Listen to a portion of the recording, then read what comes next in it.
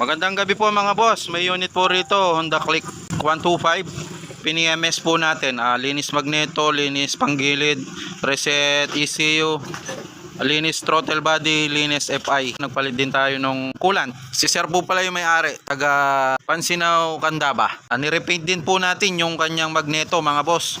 Sa mga gustong magpa-PMS po rito mga boss, pasyal na po kayo. Yung shop po namin sa San Agustin Norte. Tapat po kami ng Total, ayun o. Ay Total Cleantech po. Dati pong Total yan.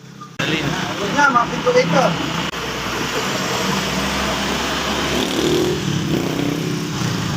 Tesihin natin kung pumupugak pa.